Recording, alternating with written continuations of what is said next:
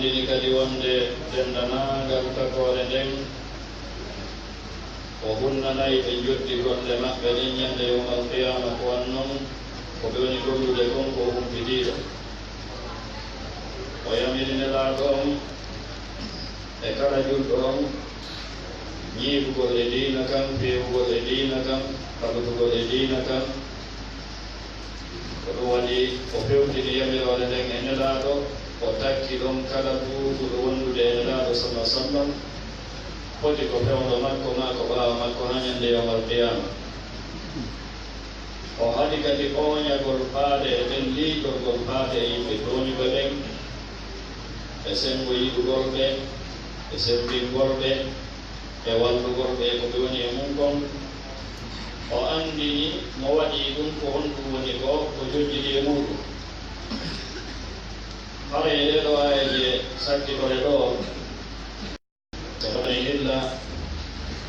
ɓen taway ɗo wasiyeji mawnuɗi wasiyeji tedduɗi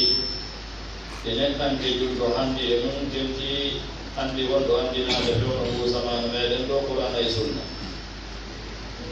Allah wi wa aqimi salata ñimno julde nden tarafayi nahari e seraji ɗiɗi ñamdal ngal wa zulafan e taƴere ma e tumbere e minal layli immorde e jemma o ko waɗi noon innal hasanati tabiti moƴƴereji ɗin no tawa e majji julde nden yudhibuna hiɗi naɓuɓe assayyi'ati boneji ɗi dhalika ɗum ɗo dikira ko waaju lildhakirin wonande waajitotoɓe ɓe o hikkiɗon wiwgol wasdir muñño fa inna allaha tabiti allah on la yudi'u o ala yeegude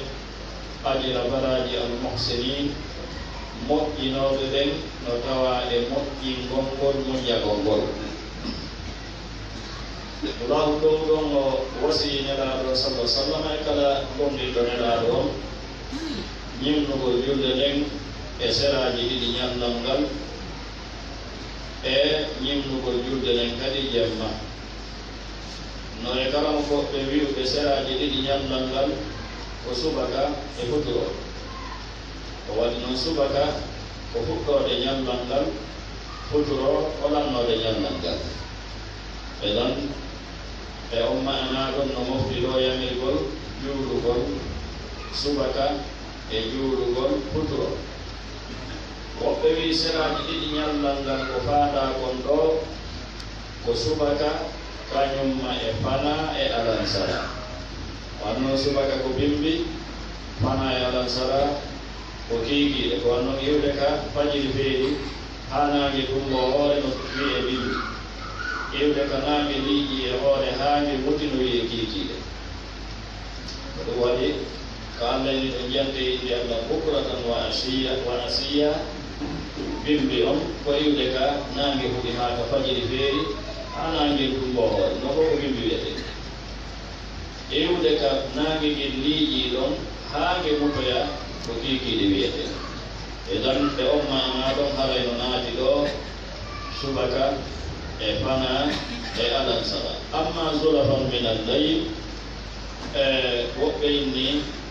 ko futuro e geeje e dan e on mana ɗon haray ko waktuuji ɗin joyi allahu sappi ɗo hay wi o innitaari nam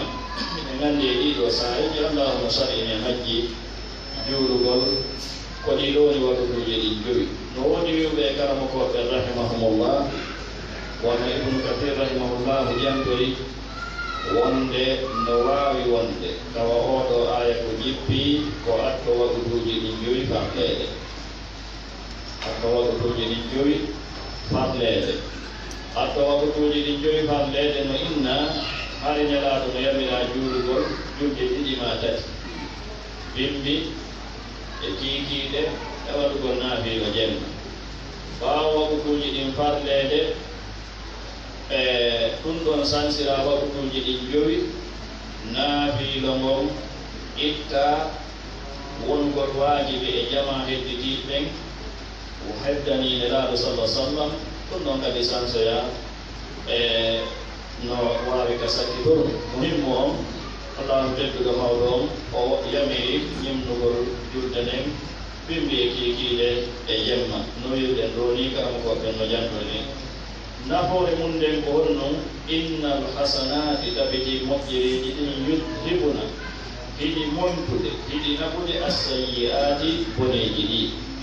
si tawi woni ngol goɗɗo o golli gollal bongal o iwtiniri ɓaawo gollal bongal ngal gollal moƴƴal gollugol makko gollal moƴƴal ngal wonay sabu ka o yaafane gollal bongal ngal wono arde hadisaji ɗuuɗuɗi ñande go saydna ousmane bun affana salligino hiɗo nandi on hadis o janngimo ka umda e ka buluhu e ko heɓditi e defte hadis o salligi ɓaawo gayni salligaade o wi mine yiɗiniraaɗo sala sallam no salligorani mana kankoɓe ka umda e ka bulugi ɓe addi on ɗon ka mbaadi salliginiraaɗon sala sallam ɓaaw no salligorde noon o wi mi yiɗiniraaɗo no salligorani ɓayɓe gayni salligaade ɓe maaki kala neɗɗo salligiiɗo oɗo salligi an o juuri darde ɗiɗi ɓaawo ɗum hara o yewtaali wonki makko kin e majje o yaafante ko feƴƴini kon e bakkatuuji e lan innal hasan naati ɗum innal hasanat yudhibuna sayyi'at laaɗo kadi maaki e hadis e wonɗo ka bouhari e ka muslim wonde julɗe ɗe jowi e juma haa e juma e suumaye haa e suumaye wona e sabu neɗɗo on yaafane fof woni hakkude majji wadde himo woɗɗiti bakkatuuji jali ɗin riwaya goo wodde o araali e bakkatuuji jali ɗi lan ɗum ɗon tindini wonde moƴƴereeji ɗin ene wona sabu boneeji ɗi yam hadise goo kadi laaɗo sala sallam maaki yeeteelan si tawii no hino e dambugal goɗɗo e mooɗon caangol luggungol laaɓugol tawa himo loodaade ɗon ñannde o ñannde laaɓi joyi hara ɗum ɗum heddinay tuundi e makko sahaba en wi o nelaaɗo maaki ko wano ni waɗutuuji ɗin joyi allahu mondire sabu majji bakkatuuji ɗin e boobi ɗin neɗɗo omo wona neɗɗo laaɓuɗo gam ɗum ɗo fof no yaade oɗo mana innal hasanat yudhibuna sayyi'at hadisa mo annduɗon ko imamu nawawi rahimahullah no addimo ka matnu al arba'ina annawawiya ka nelaaɗo sala sallam maaki ittaqillah haythuma kunt وأتبع السيئة وخالق الناس بخلق حسن وأتبع السيئة الحسنة اتق الله حيثما كنت وأتبع السيئة الحسنة تمحها وخالق الناس بخلق حسن والأهل شاهد وأتبع السيئة الحسنة تمحها لأنه no feppodire ko Allah indi ɗo inna alhasanat yudhibuna sayyi'at bani adama o wata wonde o farjata kullabul adama khata kono si tawi allahu tabaraka wa taala no arsitimo ɗuɗɗingol moƴƴereeji e waɗirgol ɗi kadi fi allah eno allahu weeri no mi ñamtingol nelaaɗo sala sallam ɗum ɗon no wona sabu o yaafane bakkatuuji ɗi allahu inni ko anno dhalika dhikra lidhakirina wasbir o wii muñño fa inna allaha tabiti allahu on la yudiu o ala bonnude wala yerude ajira baraji al muhsinin moƴƴinooɓe ɓe allahu addi aya yamirgol muññaare ɓaawo aya yamirɗiiɗo yamariiji ɗi feccuɗen an noon si tawi neɗɗo muññaake wata wadde ɗum ɗo immagol juura waɗutuuji ɗin joyi fewɗo majji e waɗa moƴƴereeji heddidiiɗi juula juma e waɗa ko moƴƴi ɓaawo si waɗii bone e ko nanndi hen si neɗɗo muññaake wata wadde ɗum ɗo e anndi muññaare no tawa e muññaare e waɗugol yamiraaji ɗin koyete kon sabrun ala taatillah muñño e hawle ɗoftaaleji allahu ɗin waɗugol ko allah yamiri kon sabrun an ma'asiyatillah muñño gaanin yettugol allah tabaraka wa taala noone tammo sabrun ala aqdarillahi almu'lima e donc si tawi neɗɗo muññaaki wata ñimnude diina ka annon waɗugol ko yamira ko laabudda muññaare accugol ko haɗa laabudda muññaare koddureeji wonɗi dogude e hoore mum ɗi muusuɗi ɗin si tawi wona neɗɗo on tiggu koko nanndi hen laabudda muññaare donc ɗum allah ene wasbir muñño amone laaɗo fa inna allaha la yudiu ajra almuhsinin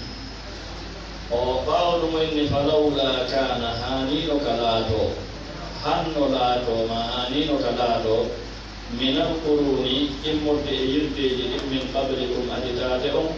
ulu baqiyatin jomiraɓe kedde diina jomiraɓe kedde moƴƴere tawɓe yanhawna heɓe haɗude anil fasadi gani kono ɗon fin ardi ka leydi no hannoga ɗum no woodi kono ɗum ala wadde ɗum illa qalilan siwona seeɗaɓe mimman an jeyna immorde ɓeɓɓe min dalde min ɗum immorde e maɓɓe ma falawla kana laataki ay wonde no karano ko ɓeɗanemuɗo makiri laataki minal quruni immorde moftaji ɗi min qablikum aɗitade o ɗi jantanaɗon ɗo fiimu eɗi o jantanaka fiimu ulu baqiyatin jomiraɓe kedde bimana heddorɓe jogitagol diina heddorɓe jogitagol yamareji allahu ɗin accugol haɗoreji allahu ɗin tawɓe wondude e ko kamɓe ɓe jogiti diina kan ɗon ka wonkiji maɓɓe heɓe gollude koɓe yamira kon yimɓere ko wawi kon ɓe hakkude ko haɗa kon tawa kadi heɓe watti ɗon honno yanhawna anil fasade fil ard tawi ɓe haɗude bononda on e leydi ɗi ɓe haɗude sirku ɓe haɗude keferankaɗo ɓe haɗude biɗe eɓe haɗude geek eɓe haɗude ko wiyete kon fasade kala bonondaji ɓe yamirde ko moƴƴi ɓe haɗa ko boni ɗum wonaali illa qalilan si wona seeɗaɓe ɗum ƴiwde e aranum ha ñande yoɓal qiyama jogitiɓe diina kan tawɓe tenti pewɗo bonugol samanuji ɗin wono ɗi samanuji ɗi wuuruɗen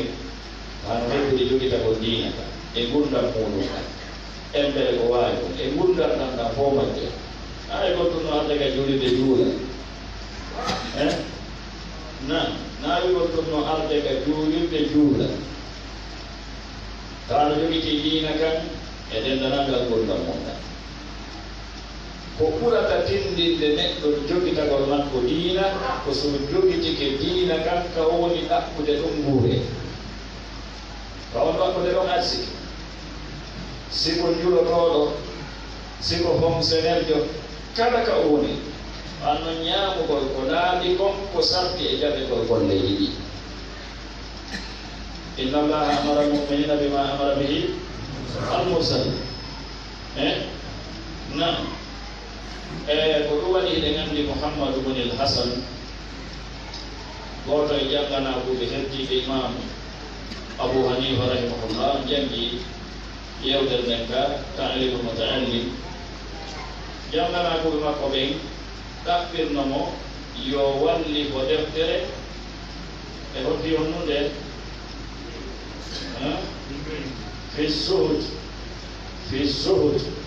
ɓe ɗaɓɓirimo yo windu yo walli ko deftere fii zuhud o ruuɗagol gaani aduna jogi tawa jogitaake annaka ɓenndi on saa winndi ɓe sannaftu kitaban fil buyut o yeɓe wallifike deftere fi geyi faandaare nden imama waɗɗon taali ko woni mana mo waawi ruuɗaade ka geyi ka nder geyi ko ina ruuɗagol de gaaɗin geyi woni ko faanda ko ruuɗagol ka nder geyi ono ruuɗagol ka nder geyi bu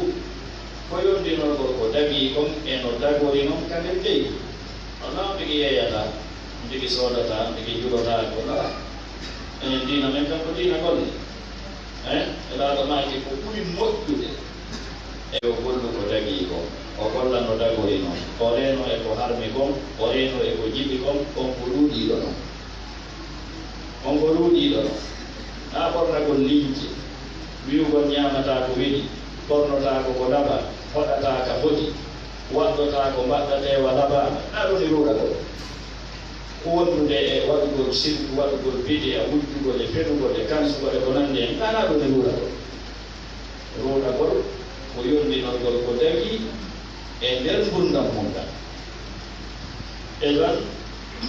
tawɓe no hadde bone e leydi ndin illa qalilan si wona seeɗa mimman an jeyna seeɗaɓe mimman an jeyna e modde ɓe ɓe min danndi min humi modde e maɓɓe allahu kadi ka yurmede makko ka hikma makko kalande lette aɗi mo ɓanginani en ɗum kalande haala kuye ari e hoore leydi ndin wonɓe haɗude bone ɓen halkedaaki moƴƴuɓe no halkide e bomɓe wono moƴƴinooɓe ɓen heewaaka halkeede anndi moƴƴuwol e moƴƴinno naa gootum moƴƴinooɓe ɓen Allah ini nokku ko o wonaali himo halka yimɓe caɗe hara yimɓe maɓɓe ɓen no moƴƴinde hara yimɓe caɗeɗen no moƴƴinde e naare hara yimɓe caɗeɗen no moƴƴi hara yimɓe caɗeɗen no moƴƴinde o halkata yimɓe caɗe si wonata ɓe tuurude elan haray ɗum ɗo ko hunde wasiyeji allahu ni tabaraka wa taala ɗi hande wattande hilla e muɗum ɗo ko sababe daɗugol haala priye elaɗon maake hadis si on yii si yimɓe ɓen julɓe ɓen tawino yiɗude ko boni ɓe ala haɗude bone no golleɗe feññineɓe ala haɗude moƴƴere no accede ɓe ala yamirde hino ɓatti ka allahu huuɓintina e hoore maɓɓe ledde makko ɗe awoɓe bonnude ɓe tuma ledde yiyoɓe bone on ronka haɗude si ledde ali ɓe daɗata yiyoɓe moƴƴere no accaɓe ronka yamirde si ledde ali ɓe daɗata don haray si tawi ɗe faala daɗude e aduna on kawonɗen ɗo ɓutta wona e newende ɓuttula ɓudda jogitoɗe diina kan haɗen boneji ɗi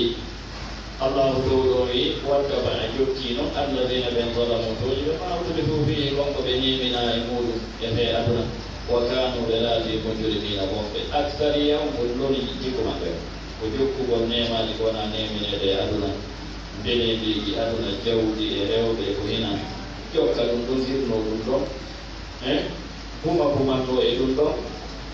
wonta si abda yuminade ɗum wonta bandi wa ma kana rabbuka allahu jeeɗoma on wonani li yuhlika alqura himo halka caye bimana yimɓe cayɗen ɓe zulmin jippude e tooñe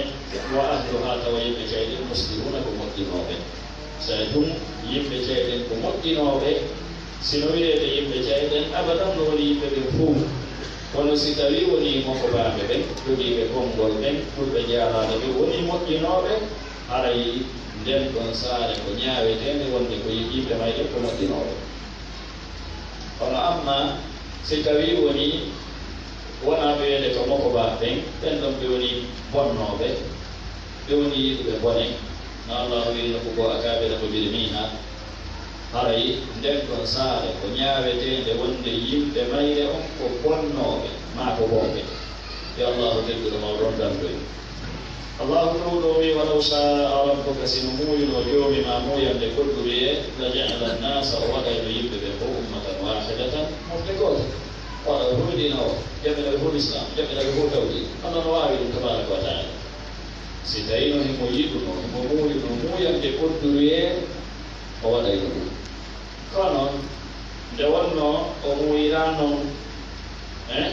o tagi yite o tagi aljanna ko galleji ɗiɗi ni tawɗi kala galle e ɗin ɗon galleji ɗiɗi heɓay wonayɓe e majji aɗum waɗi omo yaali yo yimɓe ɓen fof gomɗi e forcé nayi hande kadi o weɓita yimɓe ɓen ko tagirɓe ko fi muɗum ama halaɓe ko jinna waɗe saydali yankotour o andini ɓe ko fi dewal o tagiri ɓe o weɓi holli ɓe dewal ngal o yamiri ɓe dewal ngal no oto sali hande kadi waman safali men man safali o jaɓi o gomɗini modde sago makko o heɓa moƴƴere mum nde ganndaya mo sadike o heɓamo ko allah muyanimo yo heɓumo kon ka allah no wondude ko kaɓɓireno ko ñande yowmal qiyama waliyadu billah ko ɗum waɗi wini wala yasalun kono nde wonno o muyaali muyande kodduruye yo yimɓe ɓen fof wonu e diina woota ko ɗum waɗi wala yasaluna ɓe ala seenude muhtalifina ko ɓe ɗuutodirde ɓe ala seenude ko ɓe ɗuutodirde fariqani yahtasima minhum saidun wa shaqiyun wa minhum said na ina maɓɓe yettuɓe ene maɓɓe gomɗiɓɓe halakakum fa minkum kafir wa minkum mu'min idan ɗon wala yasaluna muhtalifin ɓe ala seenude ko ɓe ɗuutodirde ɗum ala accude wa noon allahu mo yaari mo yande kodduriɓe fof yo ɗum hunde woota mo yamiri ɗum mo noddi yimɓe ɓe yoɓe gomɗi hay gooto mo o acci o noddaali ala hay gooto mo o yamiraali yo gomɗin ala kono mo tawnaade e muyande kodduri e maɓɓe wonde ko fof koyo gomɗi ما هو يقول بومب ما هو يقول مقبلة ولا يزالون مختلفين إلا من رحم ربك بألا سيرجه للوط نبدأ إلا سوانا من رحم ربك أم اليوم ما يؤمنين بألا يؤمن لنا لوط نبدأ وبما تقوم لنا وكيدا لا بألا يؤمن بأبوه وانتلسان بوه نعم والوالي حسن البصري رحمه الله وماكي wonde maande yimɓe aljanna ɓen yimɓe yurmede ɓen ko hoddugol moɓodira e hoore dewal Allah ngal maande yimɓe yiite ɓen ko sertugol e feccitagol ko maande yimɓe yiite ɓen maande yimɓe aljanna ɓen ko moɓodirgol wono nelaɗo maki la tasalu ta'ifatun min ummati ala alhaqqi zahirin بماكي افترقت اليهود على 71 فرقة وافترقت النصارى على 72 فرقة وستفترق هذه الأمة على أو إلى 73 فرقة كلها في النار إلا واحد رواية الجودي بيننا لنا من هي يا رسول الله رواية من كان على مثل ما أنا عليه وأصحابي رواية الجماعة نندي رواية لكساتي من الأولي إذن مو مدلائي وانا يهود وتلدين yimɓe goonga onno kala ko ɓe wiiri ko ɓe moɓodirɓe ko ɓe fottude ka aqida e ka dewe ka finde e ka dewe e ka jikkuuji ko ɓe fottude hay si tawi woni leyɗe maɓɓe ɗen no woɗɗoniri yimɓe yiite ɓe yimɓe beleeɗe ɓen ko ɓe feccitiiɓe sertuɓe hay si tawi woni leydi maɓɓe ɗin ko wootiri saare maɓɓe ɗen ko wootere ɗo ko masala moolana ɗumi idan illa man rahima rabbuk si wona on mo joomi ma yurmini bimana ko ɓen ɗo woni lutodirta ɓen ɗon ko hunde wootere ɓen ɗon ɓe jaɓi ko annaba ɓen addi kon ɓe jaɓi kon ko yiwri ka Allah ɓe jaɓi ko annaba ɓen addi kon ko Allah sendidir kon na ko ɗum waɗi imam Albani rahimahullah ka muqaddima sharhu ibn Abil Izz sharhu aqidatu tahawi on sharhu jana on ɓe ɓangini ɗon daraja hadise wonanta yimɓe ɓuyno ittata ɗum ka ɓenɗe muɗum ko honno iftiraku ummati rahma aw iftiraku ummati rahma wonelaɗo no inni luuɗodirgol mofte anden ko yurmede imamu Albani rahimahullah no gawa e ilaluuji ɗi ɓe ɓangini tindinɗi loɓugol hadise o ɗo aya ko honno allahu innirta wala yazaluna mukhtalifina illa man rahima rabbuk nelaɗo ma ka ihtilafu ummati rahma Allah inna ɓe seerata heɓe luuɗodirɓe si wonaɓe Allah yurmini ɓen labdodiri ɓe Allah yurmini ɓen kam ɓe luuɗodiray ko honno ɓaawa ɗum ɗon Allah wiide ɗum ɗon nelaɗo innirta ihtilafu ummati rahma luuɗodira mofte an ɗen ko yurmede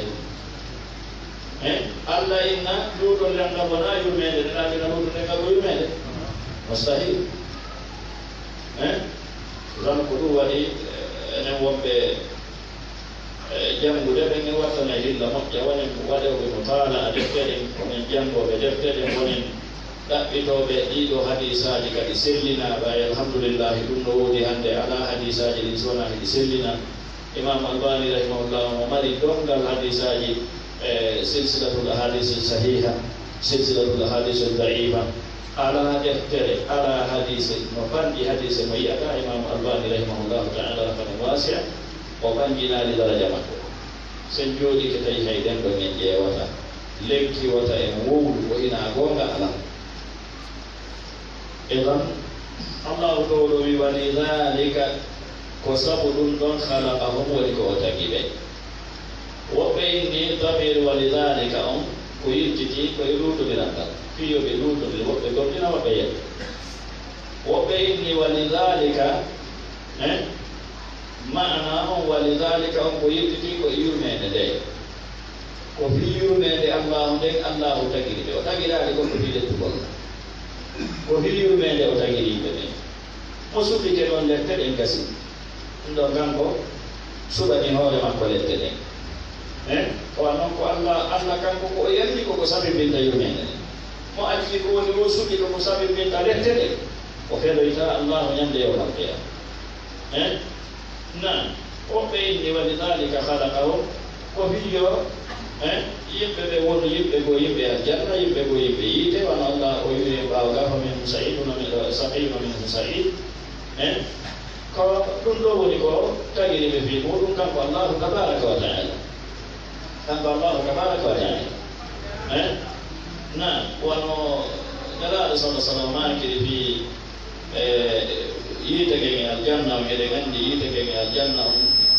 mantodirno ñande goo yiitege wi'ino yan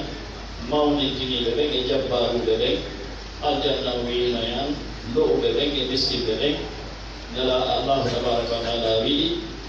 wi aljanna on an ko a yurmede anden miɗo yurmordema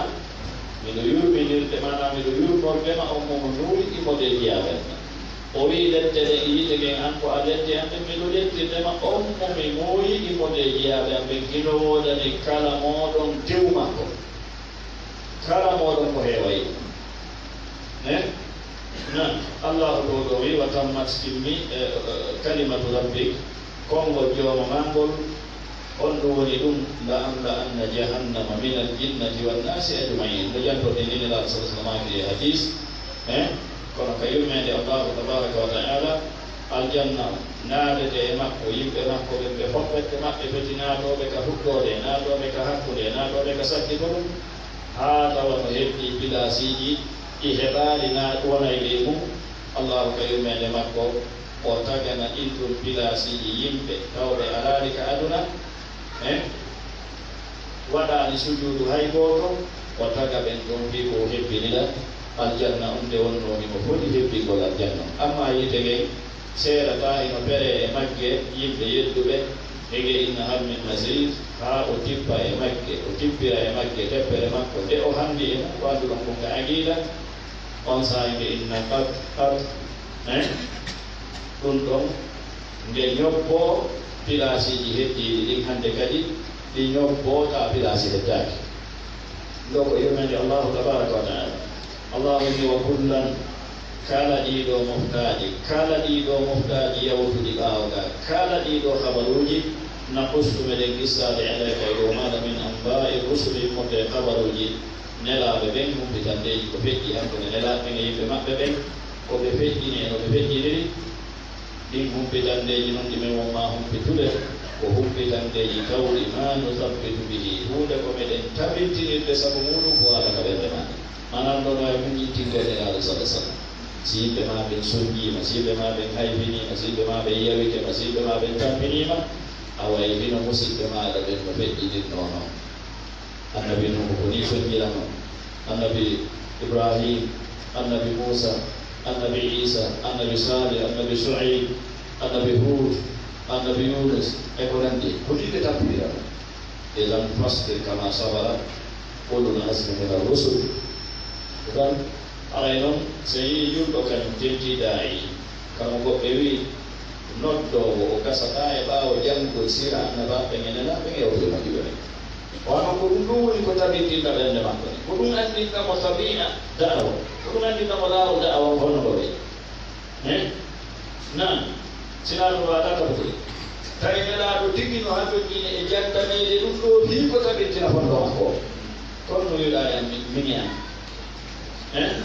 belan ɗum ɗo woni fayida qissaji ɗi ɗo woni fayida ɗiɗo qissaji wa jaaka alima fi hadihi e nde oɗo sura alhaqqu on ko tawata ko ɗum woni gonga on gonga wi'etatude waaji wa zikra e anndinɗingol lil muminina wonande gomɗe ɓe wona ɓe suraji hedditi ɗin wa qul wi an lilladina wonande ɓen la yuminuna taw ɓe ala gomɗinde imalu golle ala makanatikum e nokku alhaali mon golle gonɗon gollude inna tabiti menen amiluna menen kadi komin golla ɓe nokku alhaali amen mana komin golla ɗi komin gollude no woni noon on accitata ko dewko ɗon ko menen kadi min accitata komin jokki ko وانتظروا حبتي إنا تبكي من المنتظرونكم من حبتي به ولله الله هدو لتبو والجيع وغيب السماوات برنك كم ولي والأرض إليه كم كن هدو لأنه ويبني كن كم إليه فومود وإليه كفاد كما يرجعون ويجدد الأمر فيها كيوم كله وهمكم دنهم فاعبده ريوم كنك الله ودونك فكر رافيم وتوكل عليه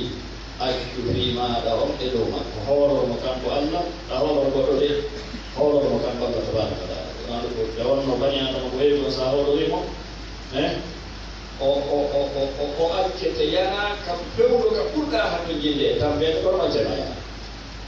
tan watawakkal alay wama rabbuka wonani jeyɗoma on ɓe lafilin ɓen sidi ko amma tamalun gani gonɗo golluɓe ɗon imo andi ɓe muɗum imo humbiti ɓi muɗum o yoɓay goto kala e mawɗo joɗɗi woni gollude ko subhanaka allahumma rabbana hamdika ashhadu an la ilaha illa anta بسم الله الرحمن الرحيم صلى الله عليه محمد وعلى اله اجمعين امام رحمه الله قال بجنة لديك صفات لجنة لنهنك بماك فإن قال قائل سويئو بئ سلام بطرق لندك فهل لهذا النعت توسن وولا بأول صفة الذي أنعت به مصفرات العلماء كرمك وببه ووصفتهم به تندم قابل إنكم صفاتي ناتو وندو بمعنى صفاتي جكوت ناكوت في القرآن توصل دون مالي أصل في القرآن كالقرآن أو السنة ما كسنة أو أثر ما بات أمن تقدم إمتبيه mana ɗin sifaji ɗi simiɗa ɗo wi'uɗa ko ɗi ɗo woni sifaji karamokoɓe ɓen hakkude maɓɓe e Allah ɗi sifaji ɗi simiɗa ɗo ɗiɗo ɗiɗi mari asili ka nder qur'ana ɓe mana qur'ana no yewti fi ɗi sunna on no yewti fi ɗi atharu no wodi ɓe mana karamoko mana yimɓe moƴƴuɓe yawtude ɓen immoɓe e sahaba en haka Allah ɗiɓe yewti fi ɗi ɗi yewtireji ma ko an yewtiri koye ma ɗi yiwi haaɗi no mari asili kan woni ka tekkuɗa ɗi ɗo yewtireji imamu rahimahullah maki si goɗɗo landi ɗum ɗo ko usulubu molanaɗo ni e janno ɗo andugo lande kañum tigi formana hoore mum landal e jamol wawa sagi waɗo landi onon tabiatul haali on si goɗɗo yewti yewtere o landede ɗum ɗon mari asili ka qur'an amari dalil enen dina men jam ko dina dalil kul hatu burhanakum in kuntum sadiqin ko dina dalil imam on maaki qila lahu on landi ɗum si goɗɗo landi ɗum on wi'ane naam no wuti o maaki noon ɗo e wayñede awa addi ɗum o foti kisan o wi wa sanadkuru arma men janto minhu immonde e konko qur'ana e sunna e yewtereji yawtuɓe moƴƴuɓe ɓen addi e ɗum ɗo arma men janto immonde e ɗum ɗo ma yadullu gonko no tindina ala ma qulna e ɗo ko komin wowi tan ko ɗo waɗi ahlu sunnati wal jamaa e sedde jama ahlu sunnati wal jamaa ko yiɗuɓe landede dalil fi kala ɗuuɗi nde wonnoɓe wowlata e nodde e maɓɓe koko tawta no mari dalil ɗo wowlata kadi hiɓe habbi lande ngol dalil ko ɗo waɗi ɓe heɓiri haray diina kan ko noy kani ɗum ka yewtirde woni ɗum ka gollitirde en kala ko yewtata yo taw hiɗa andi dalil qur'ana no tawani e yewtugol koyen anda wala takuf ma laysa laka bihi ilm ko ɗum waɗi mo yewtari masala yo wesumo ha o laaɓanmo ha o henno nendidi si o fede sarfa si wona ɗum haray moƴƴata idan inchallahu si allahu mooyi ولا تقولن لشيء فاعل ذلك غدا الا ان يشاء قال الله تعالى قال الله عز وجل الله جل موضوعه واحد دليلاته وي الله إن الذين أوتوا العلم من قبله جلنا لا في الإعلان إن الذين أوتوا العلم من قبله إذا يتلى عليهم يخرون للأذقان سجدا ويقولون سبحان ربنا إن كان وعد ربنا لمفعولا ويخرون للأذقان يبكون ويزيدهم خشوعا إلى أنبياء وما كان إمامه أفلا ترى أيان أيان رحمك الله يا الله يؤمن كيف وصف العلماء بعد ما الله تندني في كرمك وبدأ وتندني بالبكاء والخشية والطاعة والتذلل فيما بينه وبينهم هنما يوم نيتين دينار روكو هكذا ما بيهم بسيبوا لي دوسيبالي إن الذين أوتوا العلم من قبله إذا يتلى عليهم يخرون للأذقان إذا كلهم تندين تهندو ينكنار تجنار الأفتار وهم بينكنانيدو وهم بلفتيدو ويقولون سبحان ربنا وهم بمنتيدو وهم بلابينيدو إن كان وعد ربنا لمفعولا وهم بقوكينيدو ويخرون للأذقان يبكون بولا هندو في هندو كخلق الأرض تبارك وتعالى ويزيدهم خشوعا بين بهندو تؤدينا نقول هندو الله تبارك وتعالى إذا في صفات عبادي إبي سيبولي حتى لما بي الله كلنا الله سيبولي له وهم إن الذين أوتوا العلم وكرموا قبل نكاونا كرموا قبل قلوا اليومات أفلا ترى عيالي رحمك الله يا الله يؤمن أنني لولو عيالي ما هم بالولو عيالي كيف وصف العلماء بارد الله تبني في كرم قوبي وتبني بالبكاء والبغنبل يبكون والخشية البغنبل ويزيدهم خشوعا والطاعة الأختار يخرون للأذقان سجدا والتذلل إهلك الكنار له فيما بينه يكون كوني حق لمك وكان الله وبينه حق لمك لا يلو إذا لو كدليل منكرنا دليل وأول ما أخبرنا أبو بكر أخبرنا الفريابي حدثنا أبو بكر بن أبي شيبة حدثنا أبو أسامة عن مصعب قال سمعت عبد العالى التيمي يقول من وندو أوتي أكاد من العلم إما بإغانداندا تاوي غاندانغال أكاد ما لا يبكيه وغال غاندانغال ألام ولinde haray fa khaliyatun nujji alla yakuna letawde o wonani utiya ilman o okkama gandal yanfa'uhu nafa gandal لأن الله ولمن الله عز وجل نعت العلماء وتندمري كرمكو بن في كرمكو وقرأ من ساي كرمكو جنجي آية إن الذين أوتوا العلم من قبله وجكل إلى قوله يبكون ويزيدهم خشوعا ولو كرمكو رحمه الله رحمة واسعة وما كي خلاصة وصبصايو وما كي كان نقل أكاد وغندل tay gandal ngal o okkangal alamu wullinde alamu wullinde o jangata ha o wulla o wajetaaki ha o wulla o ana o maɓaaki fi hoore makko o hula kulol waɗaygol ha o wulla arayno dojji ka tawata oɗo okkaka gandal nafay ngal naɗe okkaka gandal gol kono ko okkaka gandal kawgal o nafay ngal gandal ngal o kangal nafatama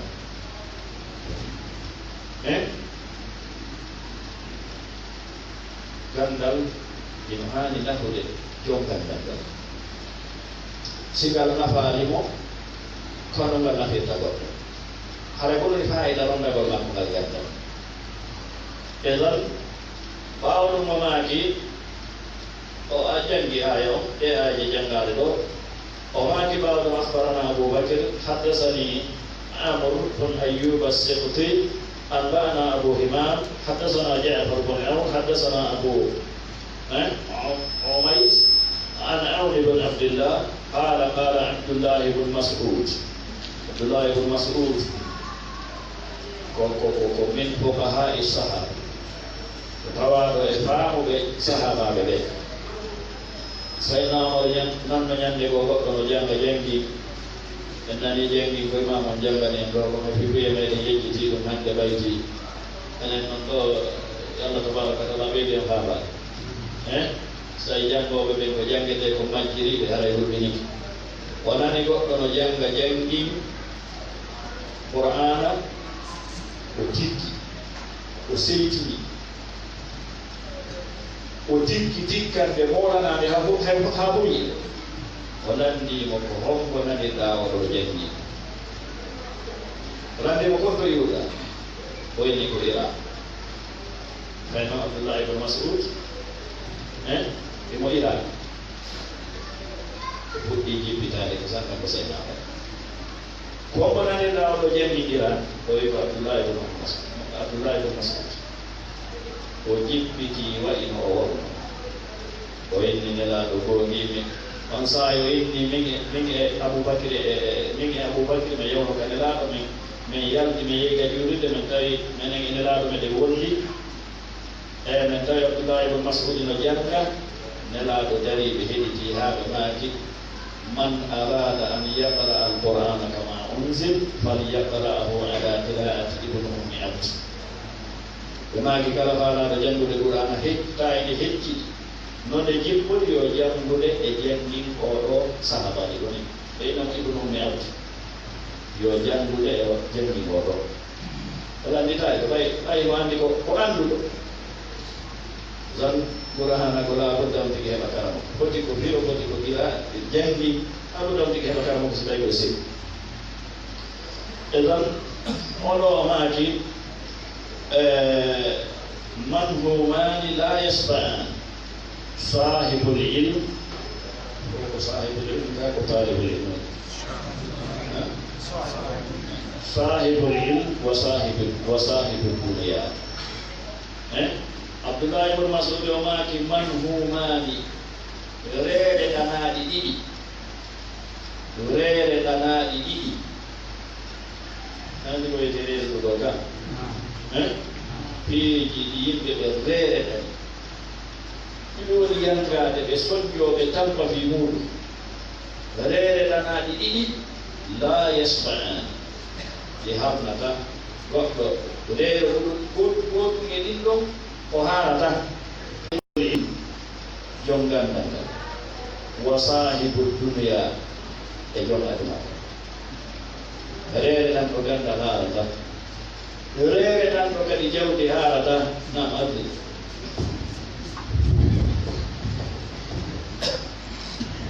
Allahu akbar Allahu akbar Allahu akbar Allahu akbar ashhadu an la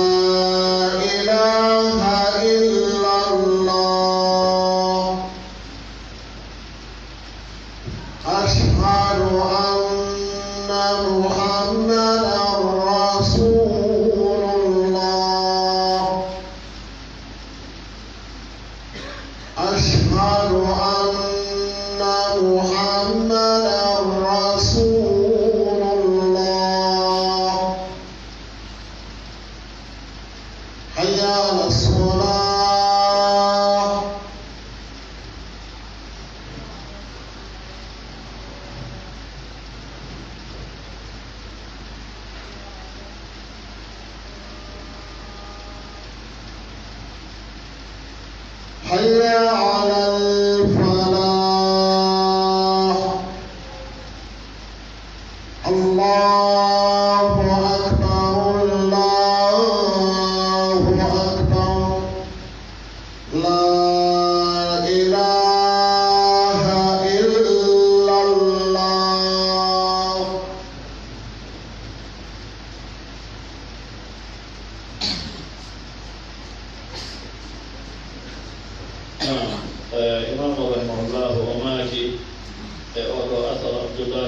Mas'ud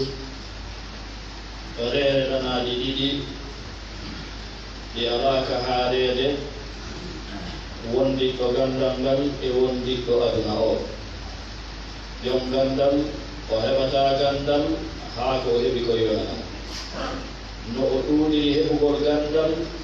no o toowiri heɓugol gandal, ko noon o toowiri faaregol gandal. So a yi neɗɗo no ruuɗoo gaanin gandal o yondinoo inna yoni annde o anndaari gandal ngal taw o mettaaki beleedi gandal ngal. mo meeɗi ngel mettike beleedi gandal tigi tigi abadan mo haali gandal. wala noon kadi wondiɗɗo aduna heɓataa jawdi haa inna yoni nodi ɗuuɗiri wo ko noon ɓuri faalireede, nodi ɗuuɗiri wo ko noon ɓuri faalireede. haanelaaɗo maaki law kana libni adam waadin min dahab latamanna an yakuna lahu than aw kama ma jaa an nabi sallallahu alaihi wasallam. si bani adama heɓi hollande tew kanŋe o yeɗa to haɗo heɓay no wonde ko wattoro hebbitaare ibnu adam si wona bullaari ni na mo kala noon mo suti ɗum ɗo o maaki kono noon ɗiɗo ɗiɗi kadi wala yastawiyani ɗi ala fotude. mo sikki jawdi e gandal no fota o faayi wala yastawiyani ɗi ala fotude abadan. amma sahibul ilm, amma wondiɗɗo gandal ngal e hino ɗi serti nokkeeli mbuyi. faalaɗo ƴellitaade ɗum wowi ƴellito yewtere sayyidina Ali ibn Abi Talib radiyallahu anhu fi hakkude gandal e jawdi. haa o maaki al ilmu yahrusuka wa anta tahrusu lmal. al ilm yazdadu bil infaq wal mal yanqus bil infaq. gandal ngal ko kangal aynayma an ko an aynata jawdi ndi. gandal ngal no ɓeydora sabu dépense gol, jawdi ndin no ɗuytora sabu dépense gol. haa ka yewtere makko len lanni o maaki gandal ngal fa yasdad amma sahibul ilmi, amma wondiɗɗo gandal ngal fa yasdadu no ɓeydaade ridallah, yarduye allahu on tabaraka wa taala. nde wonno gandal ngal ko ɗowatamo ko e ko yardinta allahu tabaraka wa taala. ngal yamiramo ko moƴƴi, ngal haɗamo ko boni, ngal hulɓinamo allahu tabaraka wa taala e ko nandini. wa amma sahibu dunya, amma wondiɗɗo aduna on fa yasdadu on ɗon no ɓeydaade bittoyani e bewre. woɓɓe goo yimɓe goo si heɓi jawdi si wona allahu yurminɓe a yiyata bewɗo wano maɓɓe. ndaare Qarun ko wanno allah yewtiri fi Qarun no toon ɗo fa baga alay ka fa baga alay o bewi hoore maɓɓe sabu jawdi makko ndi. annabi Musa yankini toƴƴini kanko annabi Harun kono kanko Haruna o bewi o towniti.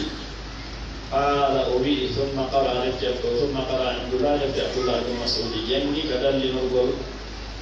innama yakhsha allaha min ibadihi l-ulama. tindini gandal ngal ko hulɓinay ko addayngal kulolal ngal. thumma qara defte o jangani lil akhari fi o aya janga mo jangaɗo ɗo fi innama yakhsha allaha min ibadihi l-ulama komboye ɓeyɗaali ɗum ko fi wondiɗɗo gandal ngal. thumma qara lil akhari o jangi fi oya kalla inna l insana la yatgha an ra'ahu istaghna. atharu on ko munqati hakkude Awn bun Abdullah hakkude Abdullah ibn Mas'ud inqita'u hakkude maɓɓe kono no selli ken kadi laaɗo sallah sallam yewti fi nde on ana ɗo piijireere ɗanaaɗi ɗiɗi ɗi haarotaako ɗaɓɓowo gandal e ɗaɓɓowo aduna. ɗum ɗon no selli ke mana muɗum maaɗi hadisi selluɗo ko iwrene laaɗo sallah sallam yo ɗon haray toon subhanahu wa taala yo asuɓe en galɗo gandal waɗa men barke e maggal gonɗude e faam e nafoore. sallallahu ala nabina muhammadin wa alihi wa sahbihi ajmain.